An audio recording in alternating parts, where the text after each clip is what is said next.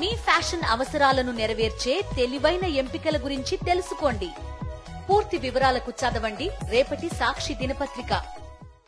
ఏపీలో ఐపీఎస్ అధికారులపై కక్ష సాధింపు కొనసాగుతోంది. తాజాగా 3 ఐపీఎస్ అధికారులను సస్పెండ్ చేసింది చంద్రబాబు ప్రభుత్వం.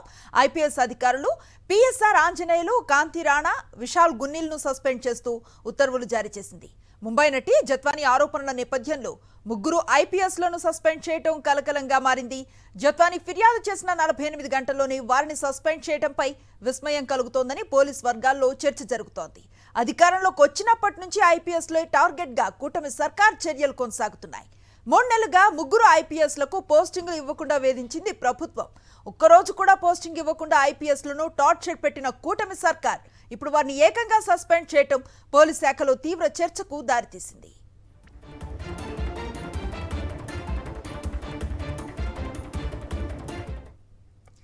ఇదే అంశంపై పూర్తి సమాచారం అందిస్తారు మా correspondent Satish. Anusri, 3 senior IPS అధికారుల పైన రాష్ట్ర ప్రభుత్వం కక్ష సాధింపు ధోరణిలో సస్పెన్షన్ ఉత్తర్వులు జారీ చేయడం మొత్తం ఆంధ్రప్రదేశ్ లో పరిపాలన యంత్రాంగంలోనే ఒక తీవ్రమైనటువంటి చర్చకు దారితీస్తుంది. 3 సీనియర్ ఐపీఎస్ అధికారులు విశాల్ గున్ని, క్రాంతి రాణా టాటా, పిఎస్ఆర్ ఆంజనేయులు, గతంలో ప్రభుత్వ ఇంటెలిజెన్స్ చీఫ్ గా పనిచేసినటువంటి పిఎస్ఆర్ ఆంజనేయులు, అదేవిధంగా విజయవాడ సిపిగా పనిచేసినటువంటి కాంతి రాణా టాటా, డీసీపీగా పనిచేసినటువంటి విశాల్ గున్ని, 3 కూడా సస్పెండ్ చేస్తూ రాష్ట్ర ప్రభుత్వం ఉత్తర్వులు జారీ చేసింది.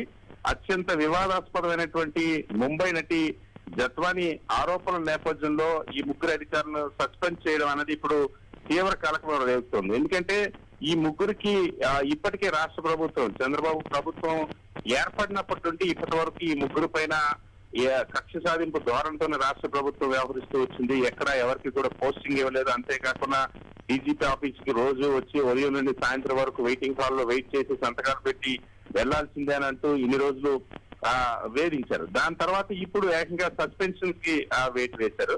అది కూడా ఈ కేసుకు సంబంధించి అనేక అనుమానాలు వ్యక్తం అవుతున్న పరిస్థితి. చాలా స్పష్టంగా ఈ కేసులో ఈ జీవోల్లో ఏవైతే రాష్ట్ర ప్రభుత్వం జారీ చేసినటువంటి జీవోల్లో ఇల్లీగల్ అరెస్ట్ చేశారంటూ దానికి కారణం అంటే 3 పైన చర్యలు తీసుకుంటున్నట్టు ఉత్తర్వుల్లో పేర్కొన్నారు. కానీ వాస్తవానికి జత్వానీ కేసుకు సంబంధించినటువంటి ఆ సస్పెన్షన్ ఆర్డర్ ఏదైతే ఇప్పుడు ఐపీఎస్ అధికారులు సస్పెండ్ చేశారో అందులోనే తప్పుడు ఆరోపణలు ఉన్నాయన్నది అధికారులు కూడా అభ్యంతరం తెలుస్తారు. ఎందుకంటే కాదంబరి జత్వానీని అక్రమంగా అరెస్ట్ చేశారంటే ఇల్లీగల్ అరెస్ట్ అంటూ జీవోలో అబద్ధాలను ప్రస్తావించింది రాష్ట్ర ప్రభుత్వం.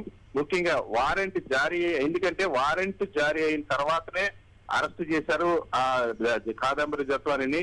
అంతేకాకుండా పంచనామా కాపీని ముంబై కోర్టులో సమర్పించి అప్పటి అధికారులు ముంబై కోర్టుకు తీసుకెళ్లారు. ఆ పంచనామా కాపీని సమర్పించారు. ఆ తర్వాత జత్వానీ అరెస్ట్ సరైనదేనని ముంబై కోర్టు కూడా పీటీ వారెంట్, ఏదైతే ప్రిజనర్ ట్రాన్స్ఫర్ వారెంట్ ని కూడా జారీ చేసింది. ఆ వారెంట్ తర్వాత మళ్ళీ అప్పట్లో విజయవాడ కోర్టులో ఆ జత్వానీని ప్రొడ్యూస్ చేసేటప్పుడు కోర్టు కూడా అరెస్ట్ ని సమర్థించింది. సో లీగల్ గా చాలా చట్టబద్ధమైనటువంటి ప్రక్రియను పూర్తిగా ఫాలో అయినప్పటికీ కూడా ఇది ఇల్లీగల్. కోర్టులో ఆల్రెడీ అరెస్ట్ ను సమర్థించి రిమాండ్ ఇచ్చినటువంటి కేసులో ఇప్పుడు రాష్ట్ర ప్రభుత్వం 3 ఐపీఎస్ అధికారులు ఇల్లీగల్ అరెస్ట్ అంటూ పేర్కొంటూ సస్పెన్షన్ ఉత్తర్వులు జారీ చేయడం అనేది తీవ్ర వివాదాస్పదంగా మారింది. ముఖ్యంగా ఇందులో చాలా స్పష్టంగా ఈ కేసు మొదటి నుండి కూడా జత్వానీని తెరపైకి తీసుకురావడం, దాన్ని తెలుగుదేశం పార్టీ తెరపైకి తీసుకురావడం, ఎల్లో మీడియా దానిపైన కథనాలు రాయడం, వరదల్లో జనాన్ని కూడా ఏదైతే గడిచినటువంటి 30, 31 తేదీల్లో అయితే 29, 30, 28 ఆ తేదీల్లో పూర్తిగా ఆ పోలీసు యంత్రాంగం, విజయవాడ పోలీస్ కమిషనర్ దగ్గర నుండి మొత్తం పోలీసు యంత్రాంగం మొత్తాన్ని కూడా ఈ జత్వానీ కేసు చుట్టూ తిప్పారు. అప్పుడు ప్రజలను కూడా అప్రమత్తం చేయకుండా వరదలో ఆ ప్రజలు 3 లక్షల మంది మునిగిపోయినటువంటి పరిస్థితి.